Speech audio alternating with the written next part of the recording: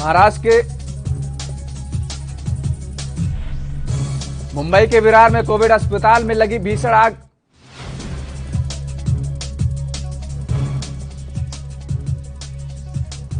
Corona के बढ़ते मामलों को देखते हुए पीएम मोदी ने अपना बंगाल दौरा किया रद्द। आज शाम को 5 बजे करेंगे वर्चुअल रैली, कोरोना पर भी करेंगे मीटिंग।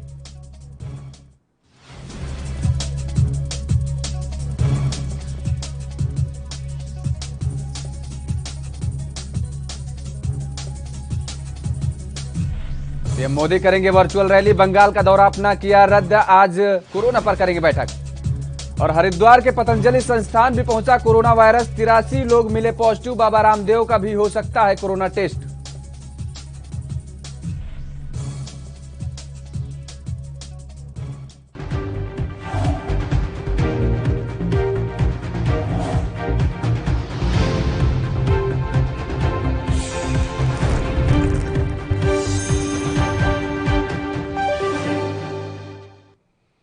नमस्कार, स्वागत है आपका एनबी न्यूज में और मैं हूं आपके साथ योगेश पांडे। महाराष्ट्र के विरार में स्थित विजय वल्लभ अस्पताल के आईसीयू में आग लगने की खबर सामने आ रही है।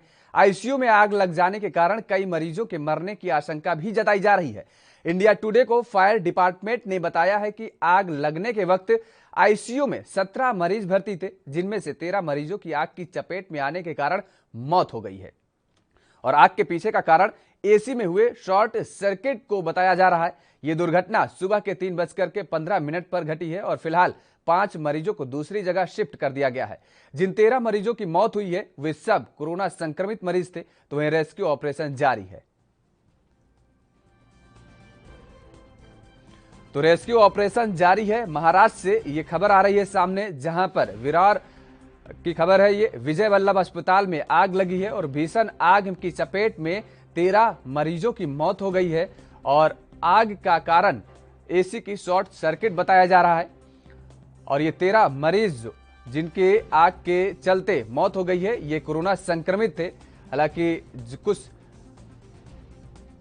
पेशेंटों को अन्य अस्पताल में शिफ्ट किया गया है। आग लगने के वक्त आईसीयू में 17 मरीज भर्ती थे और ये सुबह 3:15 की घटना है जब ये आग लगी, हादसा हुआ है। और हादसे का कारण एसी में शॉर्ट सर्किट बताई जा रही है। बाकी मरीजों को अन्य अस्पतालों में शिफ्ट कर दिया गया है। रेस्क्यू ऑपरेशन फिलहाल जारी है।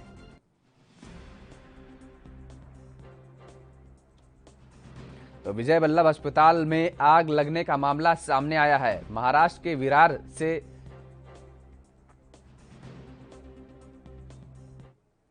तो कोरोना महामारी के बीच पश्चिम बंगाल में विधानसभा चुनाव हो रहे हैं और इस बीच पीएम नरेंद्र मोदी ने बंगाल में होने वाली अपनी सभी रैलियों को रद्द कर दिया है। पीएम मोदी बंगाल में चुनाव प्रचार करने के बजाय अब कोरोना के हालात पर बैठक करेंगे। खुद उन्होंने ट्वीट करके कहा है कि वह शुक्रवार को कोरोना को लेकर एक हाई लेवल बैठक में शामिल होंगे। हालांकि बंगाल बीजेपी के अनुरोध पर पीएम मोदी बंगाल में 23 अप्रैल को शाम 5 बजे वर्चुअल रैली को संबोधित करेंगे। सबसे पहले 23 अप्रैल को सुबह 9 बजे पीएम मोदी कोरोना संबंधित स्थिति की समीक्षा करेंगे और फिर सुबह 10 बजे वह कोरोना से सबसे ज्यादा प्रभावित राज्यों के सीएम के साथ बातचीत भी करेंगे। दोपहर 12:30 बजे पीएम वीडियो कॉन्फ्रेंसिंग के माध्यम से देश के बड़े ऑक्सीजन निर्माताओं के साथ बैठक करेंगे। और आपको बता दें कि 23 अप्रैल को पीएम मोदी बंगाल में 4 कार्यक्रमों को संबोधित करने वाले थे।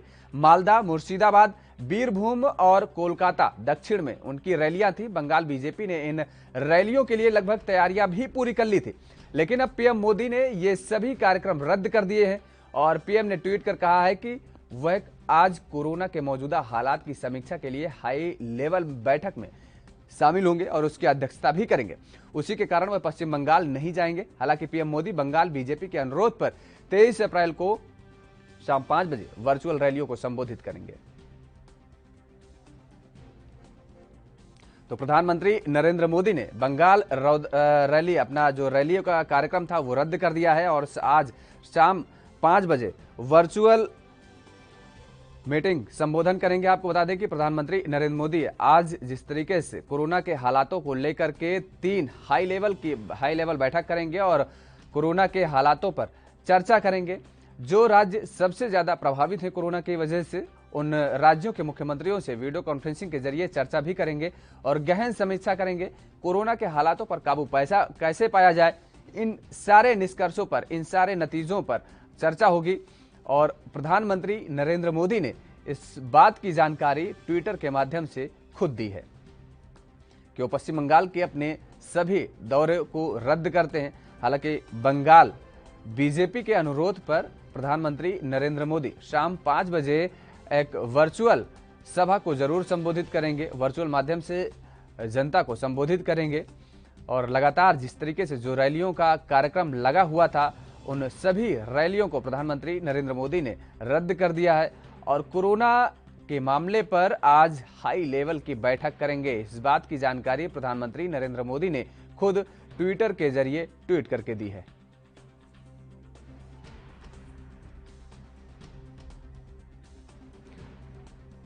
और अधिक बातचीत के लिए हमारे साथ फोनलाइन पर जुड़ चुके हैं राजीव तिवारी, संवाददाता। राजीव, जिस तरीके से प्रधानमंत्री नरेंद्र मोदी ने इस बात की जानकारी दी है कि वो अपने बंगाल के जो उनके रैली के कार्यक्रम थे वो रद्द कर दिए हैं और आज कोरोना के मामले पर बैठक करेंगे, क्या लगता है कि प्रधानमंत्री नरेंद्र मोदी जी ने थोड़ा विलंब नहीं कर दिया? देखिए, बिल्कुल सही। जिस तरीके से लगातार कहीं ना कहीं जब कोरोना की स्थिति बिगड़ रही है तो अब जाके कहीं ना कहीं प्रधानमंत्री नरेंद्र मोदी जी को संज्ञान लेने का समय मिला है, क्योंकि जिस तरीके से पश्चिम बंगाल के चुनाव की रैली चल रही थी और कहीं ना कहीं अब जो लास्ट रैली रह गई है तो उसको कहीं ना कहीं रद्द कर दिया गया है और कहीं ना कहीं अब कोरोना की स्थिति पर जायजा लिया जाएगा और लगातार आज ताबड़तोड़ बैठकें की जाएंगी। सुबह 9 बजे से लेकर बैठकें का दौर रहेगा और उसमें तमाम राज्य के मंत्री और कहे अधिकारी सभी शामिल होंगे। मगर देखना होगा 12:30 बजे भी बैठक की जाएगी, उसके अंदर भी यही मुद्दे होंगे और लगातार कोशिश की जाएगी। जो ऑक्सीजन की कमी हो रही है उसको लेकर भी देश के अंदर जिस तरीके से ऑक्सीजन की कमी है और अस्पतालों के अंदर कमी है तो कहीं ना कहीं उसको भी संज्ञान लिया जाएगा।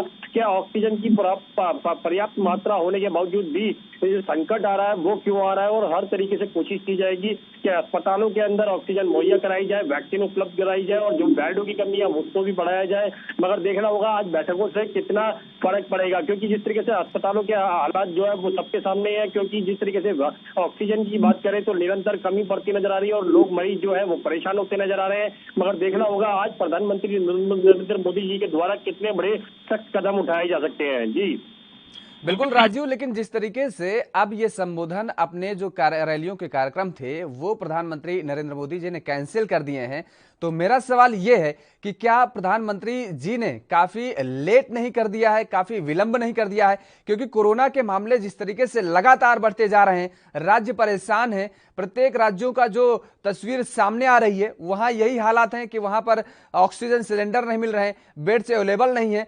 तो मुझे लगता है कि इसके पहले ये समीक्षा बैठक कर लेनी चाहिए थी। देखिए, बिल्कुल सही कहा आपने। यहाँ पर एक चीज स्पष्ट है बिल्कुल कि प्रधानमंत्री नरेंद्र मोदी जी ने संज्ञान लेने में, यानी कि कोरोना की जो स्थिति को संज्ञान लेने में कहीं ना कहीं देरी जरूर की, क्योंकि सबका जो भाजपा के बड़े नेता थे या प्रधानमंत्री जी थे या फिर कहे अमित शाह, ये सब के ध्यान जो था वो कहीं ना कहीं पश्चिम बंगाल के ऊपर था, सत्ता हासिल करनी थी। और इसी के मद्देनजर रखते हुए कहीं ना कहीं जनता तक भी यही मैसेज किया था कि जब चुनाव के जगह पर कोरोना वायरस नहीं फैल रहा तो कहीं ना कहीं उसका जो असर है वो जनता के ऊपर क्यों डाला जा रहा है। कहीं ना कहीं जनता ने बार बार सवाल भी उठाए थे और मीडिया ने भी यही सवाल उठाए थे कि पश्चिम बंगाल में चुनाव प्रचार के द्वारा इतनी बड़ी रैलियां की जा रही है, वहां पर चुनाव आयोग क्या असर कर रहा है, क्या असर उनकी गाइडलाइन क्या काम कर रही है। मगर कहीं ना कहीं जब प्रधानमंत्री नरेंद्र मोदी जी ने संज्ञान लिया तो जब तक के पूरे देश के अंदर के आंकड़े लगभग 3 लाख से ज्यादा के हो चुके हैं, मगर कहीं ना कहीं प्रधानमंत्री मोदी जी ने बिल्कुल देरी की है और कहीं ना कहीं ये संज्ञान उन्हें पहले लेना चाहिए था और कहीं ना कहीं स्थिति को कंट्रोल करने के लिए पहले ही कदम उठाने चाहिए थे। मगर कहीं ना कहीं देरी जरूर की है, मगर जब जागे हैं तो कहीं ना कहीं जब तक बहुत ज्यादा देर हो चुकी है, मरीज परेशान है, अस्पतालों के अंदर बेड नहीं है, वेंटिलेटर नहीं है, यहाँ तक कि ऑक्सीजन की कमी हो रही है। और कहीं ना कहीं जब प्रधानमंत्री जी इतनी लेट जाग रहे हैं तो कहीं ना कहीं साफ जाहिर है कहीं ना कहीं जनता का ऊपर पे असर पड़ता है और जनता भी कहीं ना कहीं यही समझती है कि सरकारें जो है वो सिर्फ चुनाव की तरफ देख रही है, ना कि जनता के बारे में, क्योंकि वोट सभी ने दिया था। जिस तरीके से आज ये बैठक हो रही है, प्रधानमंत्री नरेंद्र मोदी जी कोरोना के हालातों पर बैठक करेंगे और जायजा लेंगे, पूरे हालातों का निरीक्षण करेंगे। मुझे लगता है काफी देर कर दी। चलिए, आप नजर बना रखिए, आपसे अपडेट लेते रहेंगे। और जिस तरीके से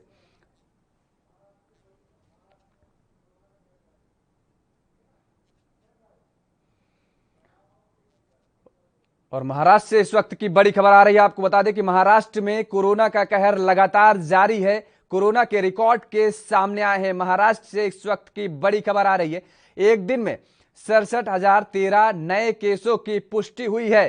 इस वक्त की बड़ी खबर आपको बता दें कि महाराष्ट्र में कोरोना का कहर लगातार जारी है। 24 घंटे में रिकॉर्ड 568 कोरोना मरीजों की मौत भी हो गई है और एक दिन में 62,298 कोरोना मरीज हालांकि ठीक भी हो गए हैं। ये थोड़ी से राहत भरी खबर जरूर है। राज्य में अब तक 41 लाख के करीब लोग संक्रमित हो चुके हैं और राज्य में अब तक 7 लाख के करीब एक्टिव केस फिलहाल अभी भी हैं। तो लगातार कोरोना के कहर बरपता जा रहा है। महाराष्ट्र का अगर जिक्र करें, महाराष्ट्र में अब तक 62,479 लोग अपनी जान गंवा चुके हैं और एक दिन में 62,298 कोरोना मरीज ठीक हुए हैं। ये थोड़ी सी राहत भरी खबर जरूर है महाराष्ट्र के लिए, महाराष्ट्र के लोगों के लिए, महाराष्ट्र की सरकार के लिए। लेकिन लगातार जिस तरीके से कोरोना के मामले बढ़ते चले जा रहे हैं वो भी एक डराने वाले हैं और चिंताजनक हैं। आम जनता के साथ साथ महाराष्ट्र सरकार के लिए भी चिंता का सबब बनते जा रहे हैं कोरोना के मामले। तो कोरोना के मामले लगातार महाराष्ट्र में बढ़ते जा रहे हैं और जिस तरीके से कोरोना का तांडव मचा हुआ है, लोग परेशान हैं। राज्य में अब तक 41 लाख के करीब लोग संक्रमित हो चुके हैं। लगातार राज्य सरकार ठोस कदम उठा रही है कोरोना पर काबू पाने के लिए और जिस तरीके से कोरोना का तांडव लगातार जारी है। महाराष्ट्र में अब तक का अगर जिक्र किया जाए तो 62,479 मामले सामने आए हैं और एक दिन में 62,298 कोरोना मरीज ठीक हुए हैं। और इसी खबर पर ज्यादा जानकारी के लिए सत्य प्रकाश सोनी हमारे साथ फोन लाइन पर जुड़ चुके हैं। संवाददाता सत्य प्रकाश, जिस तरीके से लगातार महाराष्ट्र में कोरोना का तांडव जारी है, महाराष्ट्र सरकार की तरफ से जो ठोस कदम उठाए जा रहे हैं लॉकडाउन के को लेकर के, लेकिन और क्या रणनीति है? आज प्रधानमंत्री नरेंद्र मोदी बैठक करने वाले हैं, वर्चुअल मीटिंग करेंगे राज्यों के अलग अलग मुख्यमंत्रियों के साथ। क्या लगता है कि अगर आज महाराष्ट्र सरकार के साथ ये चर्चा होगी तो किन हालातों पर विशेष फोकस होगा? देखिए योगेश जी, से महाराष्ट्र में लगातार कोरोना का तांडव बढ़ रहा है। महाराष्ट्र सरकार की चिंताएं भी उसी तरह से बढ़ रही है। महाराष्ट्र सरकार आए दिन अपने साथ तमाम बैठकें कर रही है। जिस तरह से कल देर शाम ये घोषणा की गई कि मुंबई में 1 मई तक लॉकडाउन लगा दिया जाएगा, उसको लेकर कड़े पाबंदियां लगाई गई है, जिसमें बताया गया है कि ऑफिस और दफ्तर के अलावा मुंबई की लोकल ट्रेनें या बस की जो क्षमता थी उसको बिल्कुल कम कर दिया। हालांकि लोकल में प्रवेश के लिए बिल्कुल मना कर दिया गया। सिर्फ एसेंशियल सर्विस के लोग ही सफर कर पाएंगे, यानी कि डॉक्टर, नर्स और तमाम जो बीएमसी कर्मचारी है वही सफर कर पाएंगे। ऐसे में शादी समारोह के दौरान भी एक स्ट्रेटजी रखी गई है कि किस तरह से महज 2 घंटे में शादी को निपटाना होगा, उसमें सिर्फ 25 लोग सम्मिलित हो सकते हैं। इस तरह की तमाम कड़े गाइडलाइन जारी किए गए हैं जो महाराष्ट्र सरकार लगातार ब्रेक द चेन के तहत मुहिम चला रही है। चलिए, बहुत बहुत शुक्रिया। आप नजर बनाए रखिए, आपसे अपडेट लगातार लेते रहेंगे। तो राज्य में अब तक 7 लाख के करीब एक्टिव केस सामने आए हैं। तो कांग्रेस नेता शशि थरूर में पूर्व लोकसभा अध्यक्ष सुमित्रा महाजन के निधन की खबर देते हुए एक ट्वीट किया। इसके बाद सोशल मीडिया पर सुमित्रा ताई के निधन की खबर सोशल मीडिया पर फैलने लगी। इसे लेकर भाजपा नेता कैलाश विजयवर्गीय ने ट्वीट करते हुए जानकारी दी है कि वे स्वस्थ हैं। ट्वीट लिखते हुए कैलाश विजयवर्गीय ने कहा है कि ताई एकदम स्वस्थ हैं, भगवान उन्हें लंबी उम्र दे। कैलाश विजयवर्गीय ने ट्वीट के बाद शशि थरूर ने उनके ट्वीट पर रिप्लाई करते हुए कहा कि उन्होंने वे ट्वीट डिलीट कर दिया है। शशि थरूर ने अपने ट्वीट में सुमित्रा महाजन के निधन के बारे में सूचना देते हुए दुख जताया था और कहा था कि उन्हें याद है जब सुमित्रा महाजन और स्वर्गीय सुषमा स्वराज ने उन्हें ब्रिक्स के भारतीय संसदीय प्रतिनिधिमंडल का नेतृत्व करने के लिए कहा था। फिलहाल शशि थरूर ने अपना ट्वीट डिलीट कर दिया है। आपको बता दें कि इससे पहले उनके कोविड रिपोर्ट निगेटिव आई थी और उनकी तबियत में भी सुधार बताया जा रहा है। मिली जानकारी के अनुसार उन्हें हल्का हल्का बुखार था। सुमित्रा महाजन के निधन को खबर केवल शशि थरूर ही नहीं शेयर किया, बल्कि कांग्रेस के नेता अलका लांबा ने भी की थी, जिसे अलका लांबा ने अब डिलीट कर दिया है।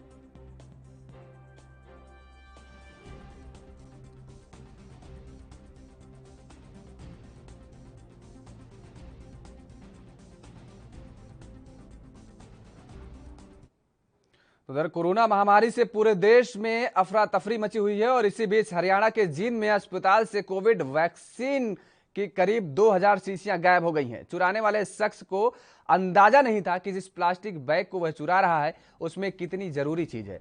उसने बाकायदा माफी मांगते हुए चुराई गई वैक्सीन की शीशियां पुलिस थाने के सामने चाय की दुकान पर वापस लौटा दी हैं।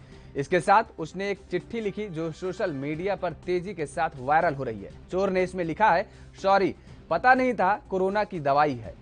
चोर की इस चिट्ठी के बहाने जाने माने कवि डॉक्टर कुमार विश्वास ने राजनेताओं पर निशाना साधा है। उन्होंने अपने ट्विटर अकाउंट पर यह नोट शेयर कर उन्होंने लिखा है, मेरे देश के प्रिय नेताओं, कृपया इसे पढ़ें। राष्ट्रीय आपदा की इस समय में चोरों तक में कुछ नैतिकता बची है। कुमार विश्वास की तरह कई अन्य हस्तियों ने भी जमाखोरों और मुनाफाखोरों पर इस बहाने तंज कसा है। आपको बता दें कि जींद के सिविल हॉस्पिटल से कोविशील्ड की 1270 और कोवैक्सीन की 440 डोज की चोरी हो गई थी। पुलिस को सीसीटीवी फुटेज में 2 लोग चोरी करते मिले थे।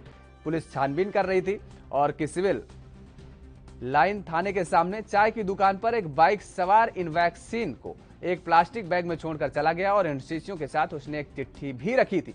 चोर ने अस्पताल के फ्रीजर में रखी वैक्सीन की चोरी कर ली थी।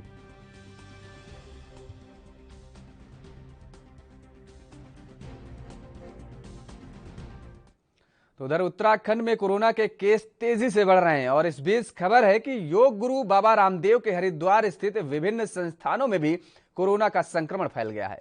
अब तक विभिन्न संस्थानों में कोरोना संक्रमण के 83 केस मिल चुके हैं। हालांकि दावा किया गया है कि बाबा रामदेव के संस्थानों में कोई भी पॉजिटिव केस नहीं है, क्योंकि बाहर ही सबकी टेस्टिंग की जाती है और संक्रमित लोगों को अंदर एंट्री नहीं दी जाती है। बताया जा रहा है कि योग गुरु बाबा रामदेव के पतंजलि में 46 योगग्राम में 28 और आचार्य कुलम में 9 कोरोना संक्रमित मिले हैं। कोरोना संक्रमित मिलने के बाद तीनों संस्थानों में क्वारंटाइन ट्रेसिंग का काम शुरू हो गया है और जरूरत पड़ने पर बाबा रामदेव की भी कोरोना जांच हो सकती है। हरिद्वार के सीएमओ बाबा रामदेव से जांच के लिए आग्रह कर सकते हैं। उधर तिजारा वाला ट्विटर हैंडल के जरिए दावा किया गया है कि मीडिया में चल रही बाबा रामदेव के संस्थानों में कोरोना संक्रमण फैलने की खबरें असत्य हैं। गौरतलब है कि उत्तराखंड में कोरोना संक्रमण को रोकने के लिए सरकार की ओर कई कदम उठाए जा रहे हैं, लेकिन अब संक्रमित मरीजों के संपर्क में आए लोगों का पता लगाने के लिए उत्तराखंड पुलिस ने 3 टीमें तैयार की हैं, जो उनको ट्रेस कर रही हैं।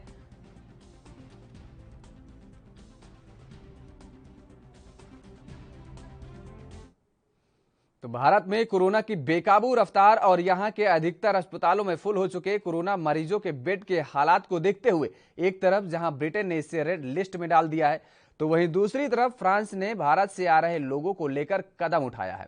फ्रांस में आने वाले दिनों में भारत से जा रहे लोगों को 10 दिनों का क्वारंटाइन किया जाएगा। सरकार के प्रवक्ता गैब्रियल भट्टल ने बुधवार को इस बात की जानकारी दी है। फ्रांस की तरफ से यह कदम ऐसे वक्त पर उठाया गया है जब कुछ दिनों पहले पेरिस ने ब्राजील से आने वाले सभी तरह के फ्लाइट्स पर बैन लगा दिया है, ताकि वहां के नए कोरोना वेरिएंट के फैलने की रोकथाम की जा सके। और इसके साथ ही अर्जेंटीना, चिले और दक्षिण अफ्रीका से आने वालों लोगों को क्वारंटाइन की जरूरत का ऐलान भी किया गया था। इस महामारी पर कैबिनेट की बैठक के बाद अट्टल ने कहा, उन देशों में जहां स्थिति काफी बेकाबू है, खराब है और चिंताजनक है, हम फिर से सख्ती करेंगे। उन्होंने कहा कि भारत को इस सूची में शामिल किया जाएगा। आने वाले दिनों में यात्रा प्रतिबंधों को लेकर बताया जाएगा।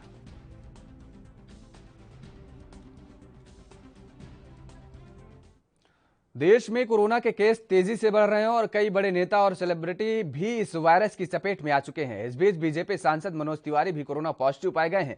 उन्होंने खुद को आइसोलेट कर लिया है। मनोज तिवारी ने ट्वीट कर खुद इस बात की जानकारी दी है और बता दें कि बीजेपी सांसद मनोज तिवारी ने अपने ट्वीट में लिखा है कि मैंने पिछले 2 से 3 दिन से हल्का फीवर महसूस कर रहा हूं और आज टेस्ट कराया, मेरी कोविड-19 की रिपोर्ट पॉजिटिव आई है। पिछले 2-3 दिनों में जो भी हमसे संपर्क में आए हैं वो अपना टेस्ट करा लें। मैं डॉक्टर के संपर्क में रहते हुए होम आइसोलेशन में हूं। वहीं दूसरी ओर हालात ऐसे हो गए हैं कि दिल्ली और महाराष्ट्र समेत कई राज्य मेडिकल ऑक्सीजन की कमी से जूझ रहे हैं। और इस बीच दिल्ली हाई कोर्ट ने केंद्र सरकार को निर्देश दिए हैं कि कोरोना के गंभीर रोगियों का इलाज कर रहे हैं और दिल्ली के उन अस्पतालों को फौरन ऑक्सीजन मुहैया कराई जाए जो इसकी कमी से जूझ रहे हैं।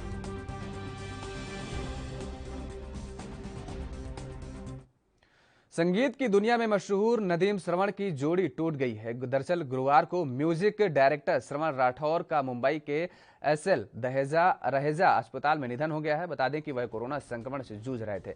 उन्हें कई चिकित्सीय समस्याएं भी थी और वह वेंटिलेटर पर थे। रहेजा अस्पताल की डॉक्टर कीर्ति भूषण ने इस खबर की पुष्टि की है और बताया है कि श्रवण राठौर का कोरोना के चलते निधन हो गया है।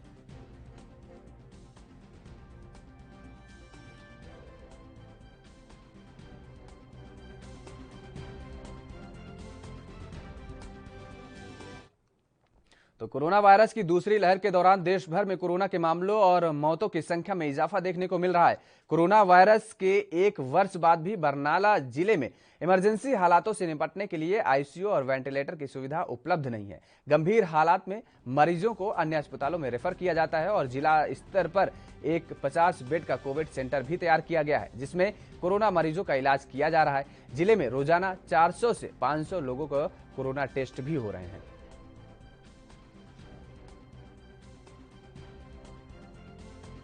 मानयोग डिप्टी कमिश्नर तेज प्रताप सिंह फूलका जी की अगवाई हेठ असीं कोविड संबंधी काफ़ी उपराले कर रहे हाँ। सिविल हस्पताल सोलपत्ती विखे असी 50 बैड का एक L2 फैसिलिटी हॉस्पिटल चालू है जो कि काम कर रहा है। इस विच मैडिकल स्पैशलिस्ट वालों भी रोज़ाना पेशेंट्स नूं देखा जाता है ਅਤੇ राउंड द क्लॉक डॉक्टर साहबान नर्सिज होर सारा स्टाफ मरीज़ों की लगातार सेवा कर रहा है। ऑक्सीजन सप्लाई लिए भी साढ़े कोले सफिशेंट नंबर ऑफ सिलेंडर्स हैं और सानू रेगूलर सप्लाई ऑक्सीजन की हो रही है। हाले तक कोई दिक्कत नहीं आई। आने वाले समय भी साडा पूरा उपराला है कि कोई इहो जी दिक्कत ना आए। सर ये अलग यूनिट है, सिविल हस्पताल के नाल ही है, लेकिन ये सोलपत्ती विखे है। जोड़ा भी कोई पॉजिटिव पेशेंट आ जाता दूजे मरीजों तो अलग रखना पैंदा है, इस करके असी उन्होंने सोलपत्ती विखे ये सारा अरेंजमेंट किया है। इस तो इलावा जे साढ़े कोले नंबर ऑफ पेशेंट्स वधेगा तो महल कलां विखे भी साढ़े कोले 30 बैड का एक यूनिट स्टैंड बाय है। जरूरत पैन ते असी उन्हों भी चालू कर सकते हैं। कोरोना की दूसरी लहर दिल्ली एनसीआर में भी आफत बनकर टूट रही है। दरअसल ऑक्सीजन की कमी ने हाहाकार की स्थिति पैदा कर दी है और जिसके चलते दिल्ली एनसीआर में कई लोगों की जान भी जा रही है। बीती रात जीटीबी अस्पताल में ऑक्सीजन की कमी से 2 मरीजों की मौत हो गई, जबकि गंगाराम अस्पताल में 3 मरीजों की जान गंवानी पड़ी। वहीं ग्रेटर नोएडा के शारदा अस्पताल में दिल्ली महिला आयोग की अध्यक्ष स्वाति मालीवाल अपने नाना को ही भर्ती नहीं करा पाई और उन्होंने दम तोड़ दिया। दिल्ली एनसीआर के कई अस्पतालों में ऑक्सीजन का संकट छाया हुआ है।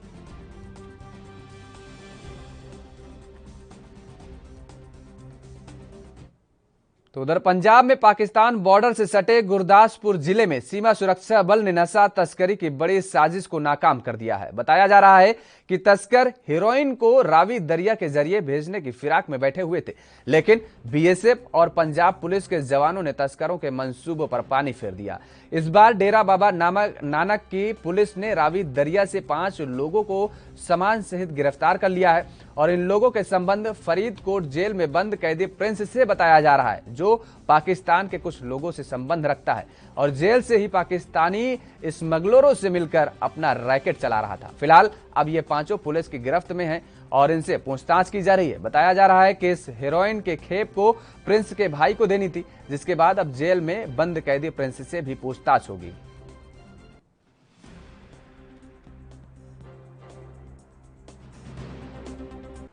डेरा बाबा नानक पुलिस वालों खास करके नशिया के खिलाफ पहला ही लगातार सख्त मेहनत की जा रही है। इस लड़ी में कल साडे चौंकी इंचार्ज एसआई कश्मीर सिंह नूं एक इन्फॉर्मेशन मिली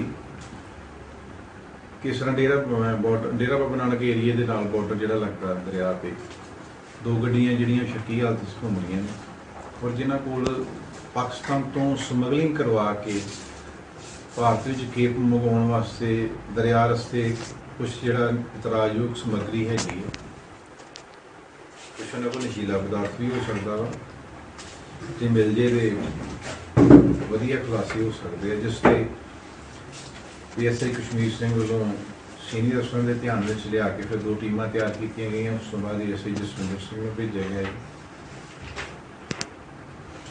इस दौरान एक टवेरा गड्डी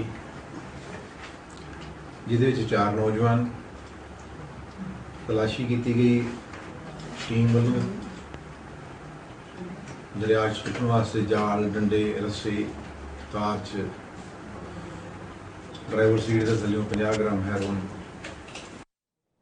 वैश्विक महामारी के चलते उज्जैन में लोगों को ऑक्सीजन की कमी के चलते और समय पर स्वास्थ्य विभाग का लाभ नहीं मिलने और हॉस्पिटल में बेड न उपलब्ध होने से नाराज होकर विधायक महेश परमार धरने पर बैठ गए। उन्होंने आरोप लगाया है कि बिना इलाज लोगों की मौतें हो रही हैं, जिसको लेकर लगातार कांग्रेस विधायक महेश परमार द्वारा उनकी समस्या को लेकर आवाज उठाई जा रही है और वहीं कोई भी नेता प्रदेश के मुख्यमंत्री उनकी आवाज को सुनने को लेकर तैयार नहीं है। ऐसी परिस्थिति में तराना विधायक महेश परमार द्वारा मध्य प्रदेश सरकार के कैबिनेट मंत्री डॉक्टर मोहन यादव पर इशारा करते हुए बताया कि इस समय मध्य प्रदेश सरकार को कैबिनेट मंत्री डॉक्टर मोहन यादव की आवश्यकता उज्जैन शहर को है और जिले में निवास कर रही जनता को भी आवश्यकता है, लेकिन पिछले 4 दिनों से उज्जैन में नहीं होने का कारण क्या है? मध्य प्रदेश सरकार उज्जैन की जनता के साथ छलावा कर रही है क्योंकि उज्जैन में सभी हॉस्पिटलों में मरीजों को एडमिट करने के लिए जगह नहीं बची हुई है और न ही ऑक्सीजन प्लांट प्रारंभ किए गए हैं। आपके सामने पूरी स्थिति है, सोशल मीडिया के माध्यम से, प्रिंट मीडिया, इलेक्ट्रॉनिक मीडिया ने तो पूरी तस्वीर आपके सामने है। आज हम देखते हैं कि पूरे उज्जैन और मेरे विधानसभा क्षेत्र तराना में क्या स्थिति, कोरोना कांड जो इस बुलेटिन में फिलहाल इतना ही। बाकी खबरों के लिए बने रहिए आप ANB न्यूज के साथ।